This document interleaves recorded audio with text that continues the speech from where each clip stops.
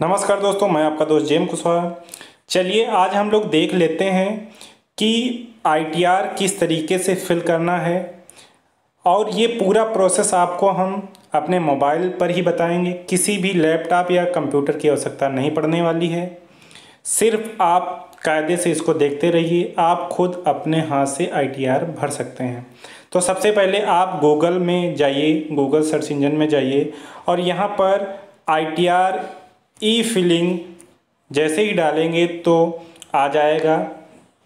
आप उस पर क्लिक करने के बाद में जो पहली वेबसाइट होगी, और इस वेबसाइट का हम लिंक डिस्क्रिप्शन में भी दे देंगे, आप यहाँ पे जाइएगा।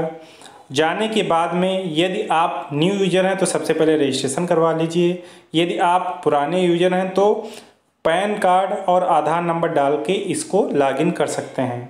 तो जैसा कि मैं पुराना यूज़र हूँ तो यहाँ पर पैन नंबर डाल के लॉगिन करवा लूँगा और यहाँ पर जो आपका पुराना पासवर्ड हो वो यहाँ पर पुराना पासवर्ड आप डाल लीजिए। उसी पासवर्ड से ये खुल जाएगा। बेशक ये प्लेटफॉर्म थोड़ा अपडेट हो चुका है, आप इसको पहले से ही डेस्कटॉप मोड में रखिएगा, अन्यथा ये लॉग आउट हो जाएगा। आपको पुनः लॉगिन करना पड़ेगा, पुनः कर लेंगे। और जब आप ये करेंगे डेस्कटॉप मोड होने के बाद ओपन करेंगे तो देख लीजिए जैसे आपका कंप्यूटर लैपटॉप में दिखाई पड़ेगा उसी तरीके से इसमें दिखाई पड़ेगा। तो यहाँ पर जो फाइल नाउ पर जाइएगा और यहाँ पर क्लिक कर दीजिएगा।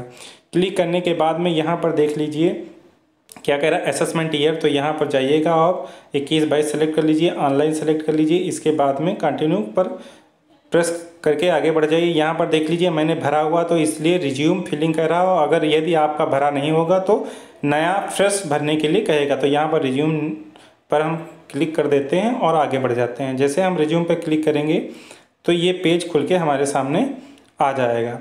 और यहाँ पर देख लीजिए जैसा कि इस पर ओके कर दीजिए और यहाँ पर देख लीजिए सब कॉलम जितने भी यहाँ पे कॉलम दिए हुए हैं सब में कंफर्म कंफर्म कंफर्म, क्योंकि मैंने इसको भर के सेव और आगे किया हुआ, सेव करते हुए आगे बढ़ गए इसलिए पूरे में कंफर्म हो गया। लेकिन आपके में यदि आप पहली बार भर रहे हैं तो ऐसा नहीं दिखेगा। तो यहाँ पर क्या करेंगे, आप यहाँ देख लीजिए 3 स्टेप में होना है। पहले वैलिडेट रिटर्न, फिर कन्फर्म रिटर्न समरी, फिर वेरीफाई एंड सबमिट। और जो पहला वाला पोर्शन है ये 5 इसके होंगे, जैसे पर्सनल इन्फॉर्मेशन होगा, ग्रास टोटल इनकम होगा, टोटल डिडक्शन होगा और टैक्स पेड होगा। और इसके बाद में यहाँ पर लास्ट में क्या होगा, ये टोटल टैक्स लेबिलिटी होगा। इस तरीके से होगा। तो पहले वाले पे हम जाते हैं, यहाँ पर पहले वाले पर क्लिक करेंगे और यहाँ पर जो पर्सनल इन्फॉर्मेशन होगी वो हम एक बार चेक कर लेंगे। यदि कोई भी इन्फॉर्मेशन गलत होगी तो उसको हम करेक्ट कर लेंगे। और यहाँ पर बैंक डिटेल भी हम ऐड करवा सकते हैं और जिसमें आप रिटर्न पाना चाहते हैं उसको आप ऐसे ऑन कर सकते हैं। ये ऑन ऑफ यहाँ से ऐसे हो जाती है, यहाँ पर आप इसको ऑन कर सकते हैं। इसके बाद में आप आगे कंफर्म करके आगे बढ़ जाइए। जैसे आप आगे बढ़ेंगे दूसरे वाले पे जाइए।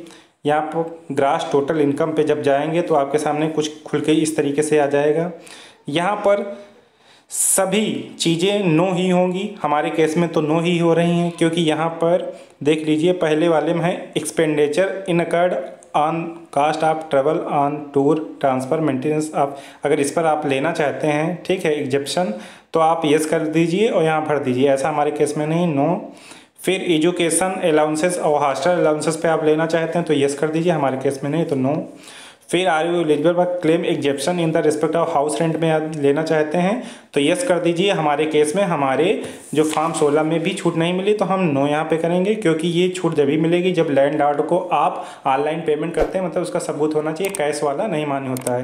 और अगले में भी नो है और नो है। इस तरीके से नो करने के बाद में हम कंटिन्यू पर करके आगे बढ़ जाएंगे। यहाँ देख लीजिए कुछ डेटा पहले से फिल होगा, आप फॉर्म 16 से मिला लीजिए। ये सही नहीं है तो आप उसको करेक्ट कर लीजिए। जैसे जो सैलरी होगी आपकी यदि सेम टू सेम आपके फॉर्म 16 से मिल रही है तो आपको यहाँ कुछ भी नहीं करना है।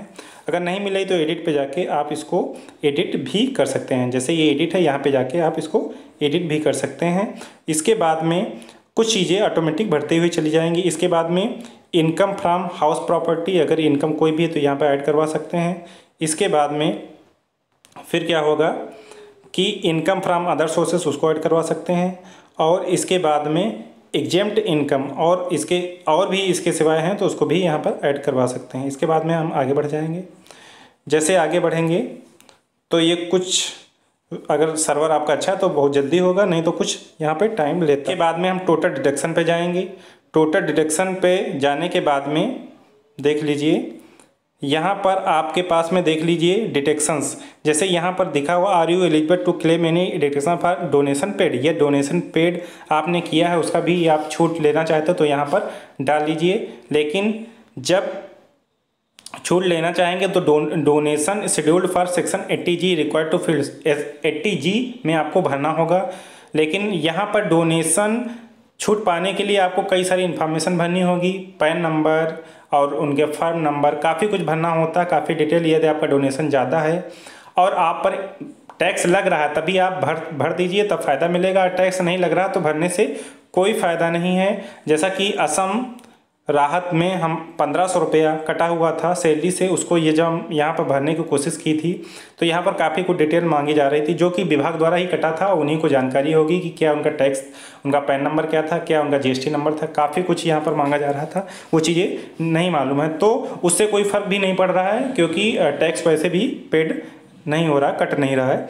तो यहाँ पर नो हम कर देते हैं और यहाँ पर नो। और जैसे कि यहाँ पर जो हम ग्रुप इंश्योरेंस है उसमें 140 रुपये आता है, 80C के अंतर्गत आता है। और जो NPS है वो 80CCD के अंतर्गत आता है, तो यहाँ पर हमने भर दिया। इसके बाद में नो कर दिया। मेडिकल फैसिलिटी हमने ली नहीं, फिर नो कर दिया।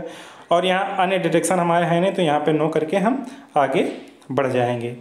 यदि आपके केस में यदि कोई चीज़ है तो यहाँ पर आप कर सकते हैं। जैसे कि यहाँ पर जब हम 80G पर जाएंगे तो कई सारे ऑप्शन यहाँ पर खुल के आ जाएंगे, जो कि काफ़ी है और जिसकी इन्फॉर्मेशन हमें प्राप्त नहीं है, इसलिए इसको हम छोड़ देंगे क्योंकि इसके जोड़ने से ना जोड़ने से कोई प्रभाव नहीं पड़ रहा। यदि काफ़ी आपका इंटरेस्ट बनना हो, काफ़ी आपका अमाउंट हो डोनेशन का, तभी आप करवाइएगा तो आपको छूट मिल जाएगी। इसके बाद में हम नेक्स्ट बटन पर चल के आगे चलते हैं। और यहाँ पर आगे चलने के बाद में क्या करेंगे, हम देखेंगे टैक्स पेड, हमको टैक्स कितना पेड हो रहा है। ठीक, टैक्स तो यहाँ पर देख लीजिए टैक्स यहाँ पर 0 पेड हो रहा है। यहाँ पर हमको कुछ करना ही नहीं है, हम कंफर्म करके आगे बढ़ जाएंगे। इसके बाद में फिर लास्ट वाला हम देख लेंगे टोटल टैक्स लिएबिलिटी। यहाँ पर क्या है, यहाँ पर भी हमको कुछ नहीं करना है। देख लीजिए 11,055 रुपया यहाँ पर टैक्स बना, जो कि टैक्स पेबल होगा, लेकिन रिबेट लग रहा है 87A जिसमें 12,500 की छूट होती है, तो 11,055 रुपया इसमें माइनस हो जाएगा। हमको जो टैक्स पेड करना है, या फिर हमने पहले से ज़्यादा पेड कर दिया होता तो वापसी के लिए यहीं से डिसाइड हो जाता, लेकिन ऐसा कुछ भी नहीं है, वो ऑटोमेटिक कैलकुलेट कर लेता है। तो यहाँ पर हमको बस आगे बढ़ जाना है, बाकी कुछ भी नहीं करना है। ठीक है, आप इसमें कुछ मत करिए, आगे बढ़ जाइए। इसके बाद में प्रोसीड बटन पे फिर क्लिक करिए। जैसे ही प्रोसीड बटन पे आप क्लिक करेंगे और फिर आ रहा है पे लेटर या पे नाउ। ठीक है, कह रहा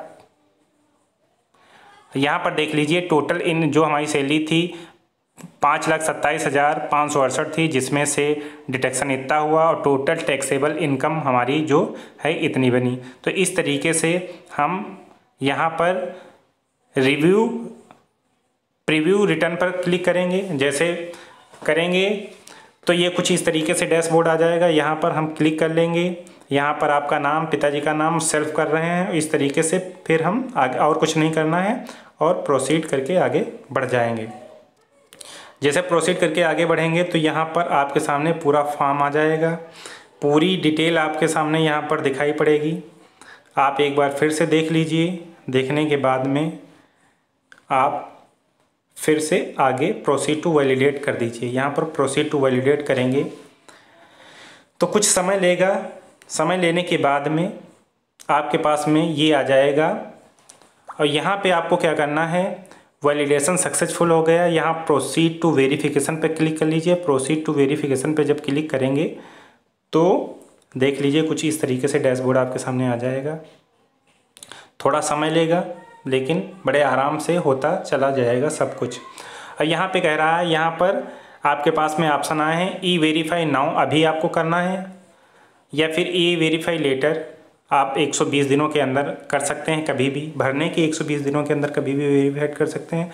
या फिर आप वेरीफाई करवा सकते हैं इनके स्पेसिफिक एड्रेस पर भेजकर, और विदिन 120 दिन के अंदर आप इनके स्पेसिफिक एड्रेस पर भेज करके ऑफलाइन वेरिफिकेशन करवा सकते हैं, यदि आपका आधार से नहीं करवाना चाहते हैं। ठीक है।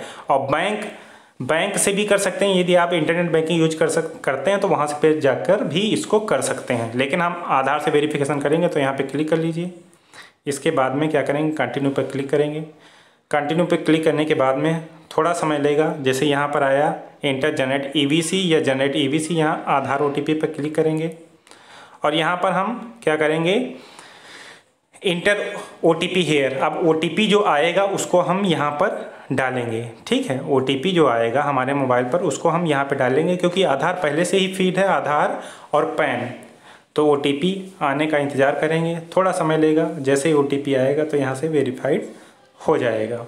इसके बाद में देख लीजिए कुछ इस तरीके से फिर से खुल के आ जाएगा। तो यहाँ लिखा I would like to using OTP on mobile number, आप इस पर क्लिक कर लीजिए और फिर से कंटिन्यू बटन पर कर दीजिए। यहाँ पर लिखा I agree to validate my Aadhaar details, तो जनरेट आधार OTP, आधार के थ्रू OTP आएगी, वेट कर लीजिए। ये ऑटोमेटिक एक्सेप्ट कर लेता है। जैसे यहाँ पर आ गया है 80 64 25, यहाँ पर हम कर देंगे 80 64।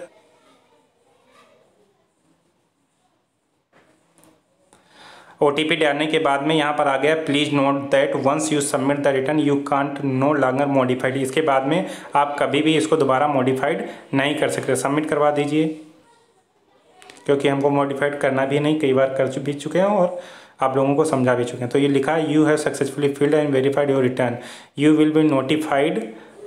आप मोबाइल नंबर और ईमेल आईडी पर इसके विषय में आया जाएगा मैसेज। जैसे कि आ भी चुका। आप जाएंगे गो टू डैशबोर्ड पे हम जाएंगे। यहाँ पर देख लीजिए, यहाँ पर लिख के आ रहा फाइल सक्सेसफुली। ठीक है।